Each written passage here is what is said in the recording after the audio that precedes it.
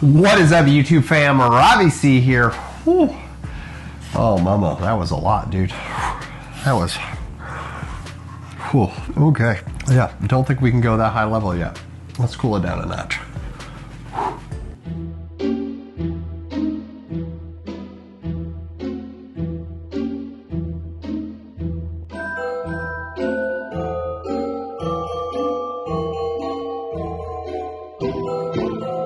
What's up, YouTube fam? Robbie C here. We're gonna sound a little bit different today, and we got the dogs roaming around because we are currently at the house because on Friday, December 2nd, we had sinus surgery to get rid of some nasal polyps and some other crud that was kind of up in there and causing a lot of issues in my life overall. So we're still on the bounce back into recovery for that, so I apologize if I'm a little more low energy in what you have today. We are back with the next installment of the Get Good at Disc Golf series, which is focused on improving my own personal game and bringing you guys deep inside of that progress so that you can kind of see what's happening and apply it to your own games as well. Now, in the last video and last episode of this series, we went to a field, had some incredibly disappointing results, especially considering we had made some distance gains in the past. But something we talked about in our plan is that even if you know a lot about form or you have an idea of how to improve your form, it's always helpful to get some extra sets of eyes on your form, especially from someone that you trust who knows actually a lot about disc golf form in general. So in the past here on the channel, we've worked with our coach Mike Strauss, who's up in Chicago and is an absolute form guru, and I still plan on working with Mike in the near future, but I wanted to bring in an extra set of eyes, a set of eyes that you guys are probably familiar with. Today we're going to be talking to the one and only drop master themselves, Overthrow Disc Golf. This expert has played several rounds with me. I talk to him on a regular basis. I asked Josh to take a quick look at my form and see what were the three main things that he really felt like were inhibiting my distance or the immediate things that I needed to work on. And this is what he had to say. What is up, my brother? Let's look at your form here, big dog. I got a couple things that I want to point out, and I'm going to hop straight in. Forward pump away. Okay, here we go. So here is issue number one. You're angry with me. What have I done to displease you, Robbie? Existing, I guess. So actually the lower body work that you've been doing has stuck for the most part. So congrats, Mike Strauss and Robbie. This is the first issue in my mind that needs to address, and probably why you hate throwing drivers. Your lack of coil. I mean, other than the fact that they just feel like crap in your hand. We could talk about at some point grip and whatnot, but let me show you. Hiya. Whatcha? So this is Simon's 450-foot shot, and Drew does the same thing in terms of shoulder coil. We see his right shoulder blade. We see your right pec, right? So you need to coil this shoulder back more when you're trying to throw further, so you have more space to accelerate the disc, right?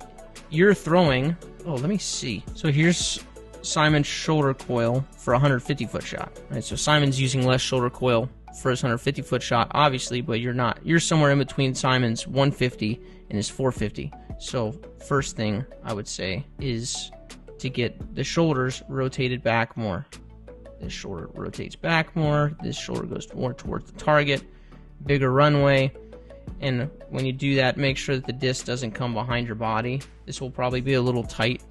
So when you push that shoulder back, push it out as well, so that you create space away from the body. That's thing number one, and that's probably the biggest thing that's capping your distance potential on your backhand. Second thing, I want to take a quick moment to interrupt this video as Josh continues to break down my form to tell you about another amazing channel that believes in Vlogmas and has helped make this entire dream possible. And today's channel is perfect for any of you who are comic book lovers or anyone who has ever been interested in getting into comic books. We're talking about the YouTube channel Monkeys Fighting Robots with our guy Matt Sardo, who has been a supporter of the Robbie C channel for a long time. Matt does some incredible panel breakdowns walking through comic books, and y'all, even as someone who doesn't read a ton of comic books, I found it fascinating and enticing watching Matt go through and break down these books. He is crazy knowledgeable about the topic, and if you ever had any remote interest in the comic book world overall, I would definitely suggest heading over and checking out the YouTube channel Monkeys Fighting Robots. I want to say thank you to Matt for supporting the Robbie C channel and believing in beginners in disc golf. We were just talking about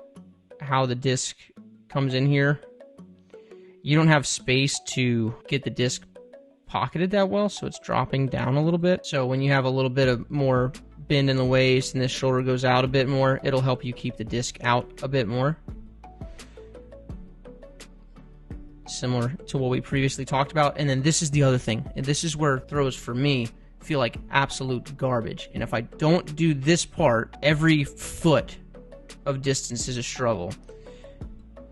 So your shoulders are continuing to go forward here into your hit. So we talk about some left arm stuff, but stop that right now.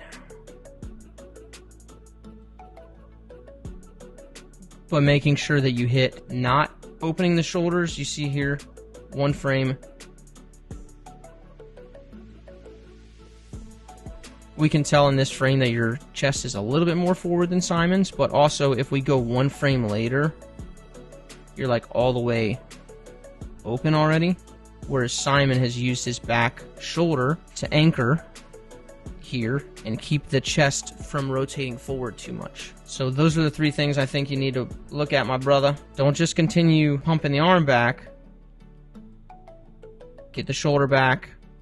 Second, when you do that, you'll be able to look at how it enters the pocket here and work through that. And then the last thing is don't let this chest continue coming forward. It has to stop at some point so the hand can accelerate past it. And so that's probably going to be looking in part thinking about the chest, in other part thinking about your off arm and how this anchors to keep this shoulder pulled back. All right, brother? Hope that helps, my friend, and I will see you in Atlanta. Looking back at what Josh has said, a ton of that makes sense, and I really can't wait to get out of the field and start practicing that. I know it's going to be a little trickier with the whole like recovery thing. And for those of you playing in colder climates, don't worry, I've got another idea for a video that might be helpful for you as well. These come out on the even days, so I think that's going to be like day 12? Once again, I am not cutting off relationships with Mike. Mike is an incredible person and has done so much for this channel, and I'm looking forward to continue working alongside him and Josh as we try to improve our form so that we can bring you guys the best results possible, so that as I'm learning the process of taking in input from someone else and applying it to my own game, I can sort of help refine the process even more as I'm helping you guys do the same. All in all, I want to say thank you so much for tuning into Vlogmas. It's been really cool seeing you guys comment and interact with the videos. I hope you guys are having some fun watching the craziness that we're doing here. In the meantime, I hope you have an amazing rest of the day and that you can make it fantastic for someone else too. We'll see you tomorrow for day 9. But for now, we're going to leave you with